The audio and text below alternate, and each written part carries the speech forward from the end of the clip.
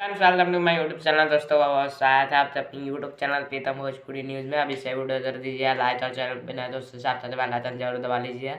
तो भोजपुरी सभी छोटी बड़ी खबरें आप तो यहीं पे देख रहे जो मिलती रहती है।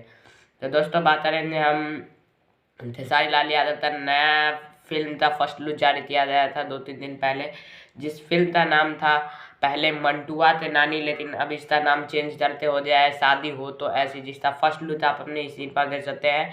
हमने पिछले वीडियो में एक बात उसमें गलत बोल दिया था, प्रोड्यूसर का नाम हमने बताया था संदीप सिंह है, लेकिन संदीप सिंह सुरेंद्र सिंह हमने बोला था, लेकिन इसमें प्रोड्यूसर है संदीप सिंह और एक और प्रोड्यूसर है राघव जी। जी हाँ दोस्तों, राघव जी, और दोनों ने ही मिलकर इस फिल्म को बनाया है। फिल्म में नजर आएंगे सुदीक्षा झा, खेसारी लाल यादव लीड रोल में, और काफ़ी नए नए एक्टर लेते हैं अब खेसारी लाल यादव काम कर रहे हैं। काफ़ी अच्छी फिल्म होने वाली है, पारिवारिक फिल्म होगी। इसका ट्रेलर बहुत जल्द आएगा। जी हाँ दोस्तों, ट्रेलर इसका जल्द तो नहीं, लेकिन 3-4 महीने में इसका ट्रेलर आ जाएगा।